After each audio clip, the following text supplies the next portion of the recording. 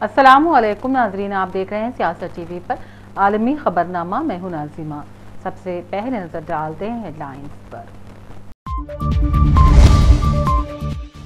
नेपाल के दारुलहुकूमत काठमांडू में तैयारा take off के दौरान गिरकर तबाह, तकरीबन तमाम अफराद हलाक।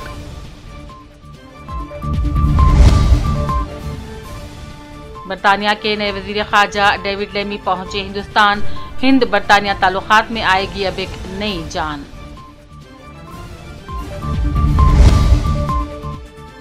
कमला हैरिस ने सदारती उम्मीदवार नामजद होने के लिए मतलूब हिमायत हासिल कर ली। रिपब्लिकन रहनुमाओं ने कमला हैरिस के खिलाफ खुलेआम नस्ल परस्ताना हमलों के इस्तेमाल से मुताल्लिक अरकान को किया खबरदार।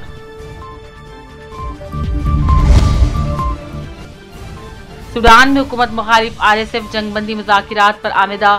मुजव्विज़ा बातचीत में सूडान में मुल्क की जंगबंदी पर जोर दिया जाएगा।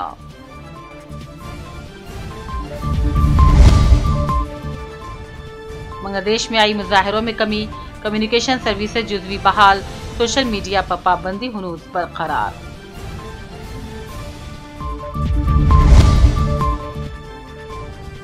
इसराइली वज़ीर आज़म नेतन्याहू की अमेरिका आमद, फलस्तीन के हामी और गजा जंग मुखालिफ यहूदियों का जबरदस्त मुजाहरा।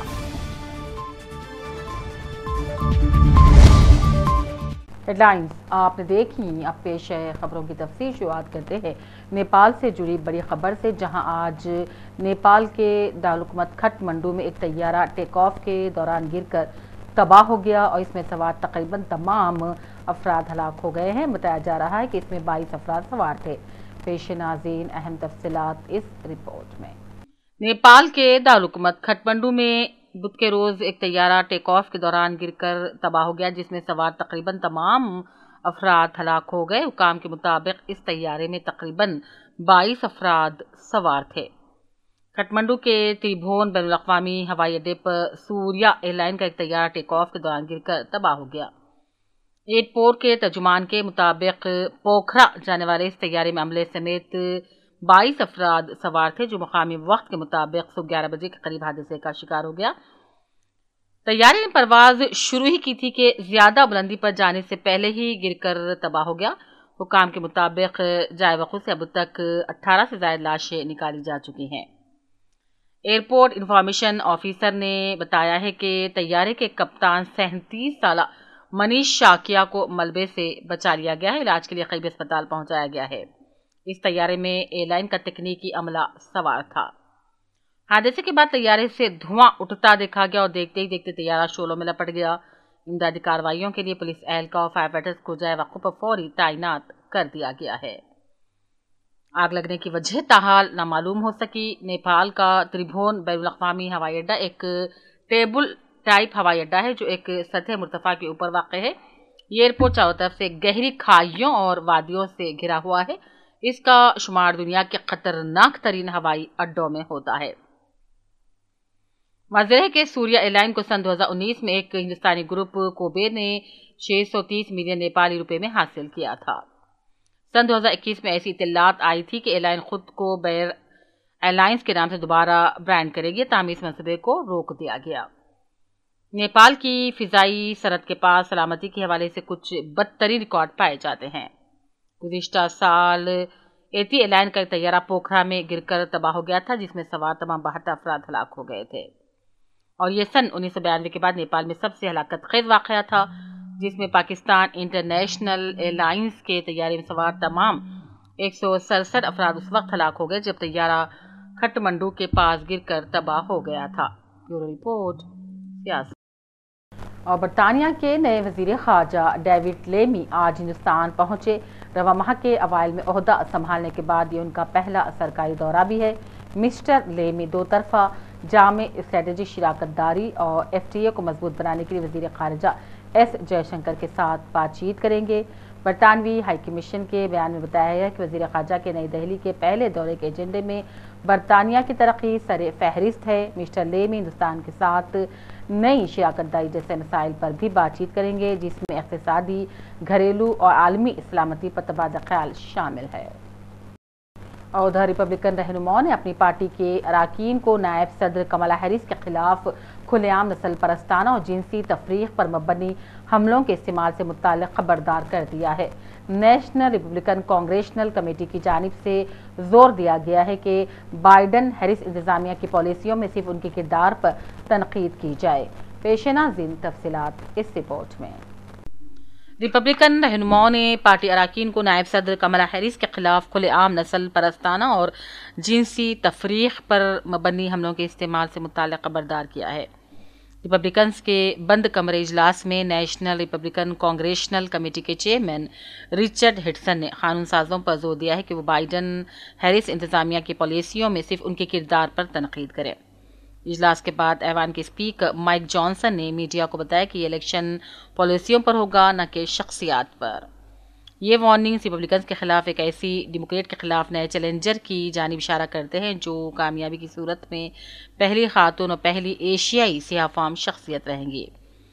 صدارتی امیدوار ٹرمپ کی خاص طور پر نسل پرستی اور جنسی تفریق پر مبنی حملوں کی ایک تاریخ ہے جو سوئنگ ووٹرز کو متاثر کر سکتا ہے، اور جب سے بائیڈن نے اعلان کیا ہے کہ وہ انتخابات کی دوڑ سے دستبردار ہو گئے ہیں، ریپبلکنز نے کملا ہیرس کے خلاف لمبی فہرست تیار کی ہے۔ ٹرمپ کے انتخابی مہم کے عہدیداروں اور دیگر ریپبلکنز نے ہیرس پر بائیڈن کی صحت کے مسائل کو چھپانے میں ملوث ہونے کا الزام لگایا ہے، اور وہ کیلیفورنیا میں بطور پروسیکیوٹر ان کے ریکارڈ کی بھی چھان بین کر رہے ہیں۔ ایوان کے اسپیکر مائک جانسن نے کہا، ٹرمپ اور ہیرس دونوں کے پاس وائٹ ہاؤس کی پالیسی کا ریکارڈ ہے۔ جانسن نے مزید کہا کہ وہ بائیڈن انتظامیہ کی پالیسیوں میں شریک رہی ہیں۔ ایک بیان میں ٹرمپ انتخابی مہم کے تجزیہ کار ٹونی فیبریزیو نے کہا، انتخابی مہم کے بنیادی اصول تبدیل نہیں ہوئے ہیں، ہیرس کا ڈیموکریٹک امیدوار ہونے کا امکان پایا جاتا ہے۔ سینیٹر اسٹوڈنٹس جو نیشنل ریپبلکن سینیٹر کمیٹی کے سربراہ ہیں، ہیرس کو بہت زیادہ لبرل قرار دیا۔ نیوز میکس پر ایک انٹرویو میں ٹرمپ نے دعویٰ کیا کہ کملا ہیرس نے سان فرانسسکو کو تباہ کر دیا ہے۔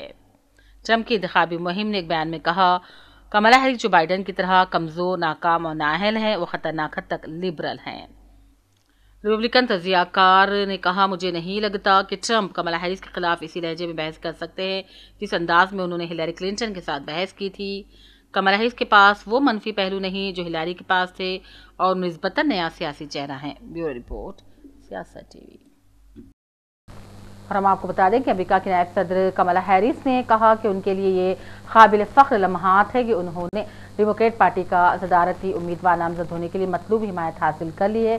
اپنے بیان میں کملا ہیرس نے کہا، جب انہوں نے صدارتی الیکشن لڑنے کا اعلان کیا تھا تو اسی وقت کہہ دیا تھا کہ وہ نامزدگی جیت جائیں گی۔ کملا ہیرس نے کہا، انہیں اس بات پر اور بھی فخر ہے کہ ان کی اپنی ریاست کیلیفورنیا کے ڈیلیگیشن نے ان کی انتخابی مہم کو عروج پر پہنچا دیا ہے۔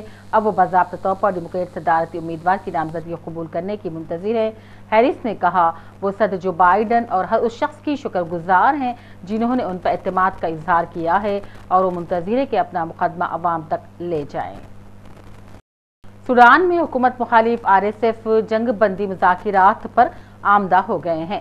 امریکی حمایت سے سوئٹزرلینڈ میں ہونے والی مجوزہ بات چیت میں سوڈان میں ملک کی جنگ بندی پر زور دیا جائے گا، تاہم نیم فوجی دستے یعنی کہ RF کی مخالفت حکومت حامی سوڈانی مسلح افواج نے اس معاملے پر کوئی تبصرہ نہیں کیا ہے۔ حکومت حامی فوج سے برسر پیکار سوڈان کے نیم فوجی دستے ریپڈ سپورٹ فورسز یعنی کہ RSF کے سربراہ محمد حمدان دوغلو نے سوئٹزرلینڈ میں امریکہ کی حمایت سے ہونے والے مجوزہ جنگ بندی مذاکرات کا خیر مقدم کیا ہے، اور یہ مذاکرات اگلے ماہ ہوں گے۔ ادھر بنگلہ دیش میں پرتشدد مظاہروں میں کمی کے بعد حکام نے جزوی طور پر ٹیلی کمیونیکیشن سروسز کو بحال کر دیا ہے۔ طلباء کے پرامن مظاہرے گزشتہ ہفتے پرتشدد احتجاج میں بدل گئے تھے، جس کے بعد طلباء اور سیکیورٹی فورسز کے درمیان جھڑپوں میں تقریباً 150 سے بھی زیادہ افراد ہلاک جبکہ ہزاروں زخمی ہو گئے تھے۔ مرکزی اپوزیشن بنگلہ دیش نیشنلسٹ پارٹی نے تشدد میں کسی بھی قسم کے کردار سے انکار کر دیا ہے۔ انڈیا اور ملیشیا سمیت خطے کے کئی اور ممالک نے گزشتہ چند دنوں کے دوران اپنے شہریوں کو بنگلہ دیش سے محفوظ باہر نکال دیا تھا۔ غزہ میں جنگ کے خلاف اور فلسطین کے حامی یہودیوں نے امریکہ کے کیپٹل ہل میں احتجاج کیا اور اسرائیلی وزیر اعظم کے دورہ امریکہ کے موقع پر جنگ روکنے کا اعلان کرنے کا مطالبہ کیا۔ فلسطین کے حامی مظاہرین کیپٹل ہل میں قائم کینن ہاؤس کی عمارت میں جمع ہو گئے اور انہوں نے مطالبہ کیا کہ ہمارے یہودیوں کے نام پر یہ سب مت کریں۔ جبکہ مظاہرین نے امریکہ سے اسرائیل کو اسلحہ کی فراہمی روکنے کا مطالبہ کیا۔ امریکی صدر جو بائیڈن اسرائیلی وزیر اعظم سے جمعرات کو ملاقات کریں گے، جبکہ سابق صدر ٹرمپ اور اسرائیلی وزیر اعظم کی ملاقات جمعہ کو ہوگی، تو دوسری جانب اسرائیل کے شہر تل ابیب میں اسرائیلی وزیر اعظم کے خلاف ہزاروں افراد نے احتجاج کیا اور مطالبہ کیا کہ نیتن یاہو امریکی کانگریس کے خطاب میں غزہ جنگ بندی اغمالیوں کی رہائی کی ڈیل کا اعلان کریں۔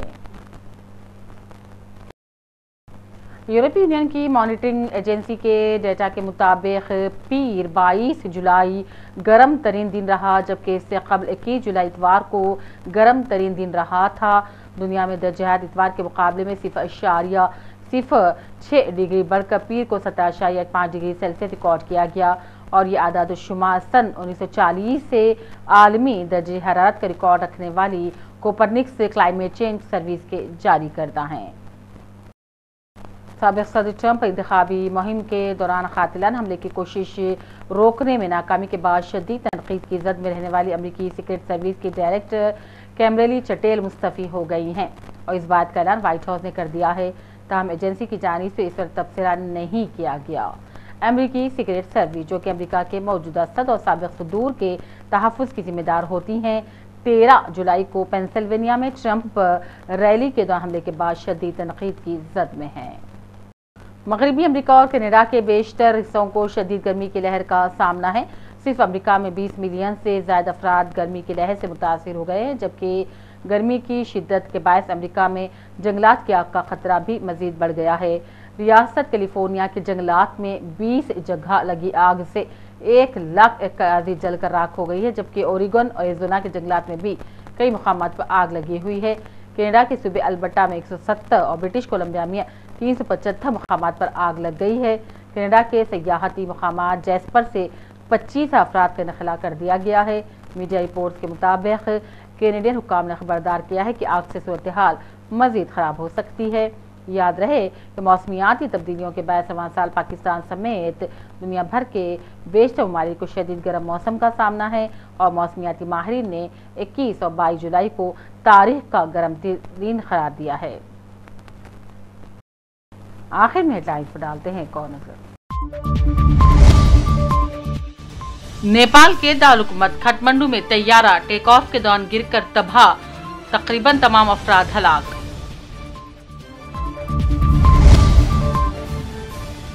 برطانیہ کے نئے وزیر خارجہ ڈیوڈ لیمی پہنچے ہندوستان، ہند برطانیہ تعلقات میں آئے گی اب ایک نئی جان۔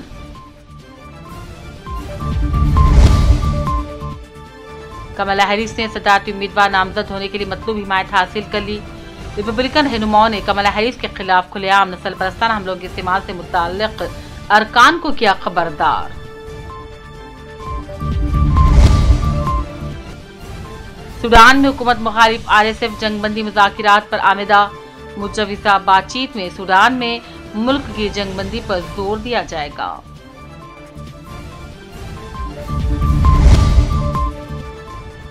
بنگلہ دیش میں آئی مظاہروں میں کمی، کمیونیکیشن سروسز جزوی بحال، سوشل میڈیا پر پابندی ہنوز برقرار۔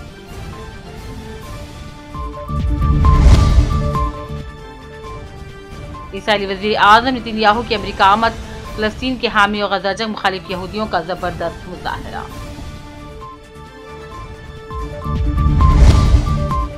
اسی کے ساتھ عالمی خبرنامہ کا سلسلہ یہیں اختتام کو پہنچتا ہے۔ پوری ٹیم کے ساتھ دیجیے اجازت، دیکھتے رہیے سیاست ٹی وی۔ اللہ حافظ۔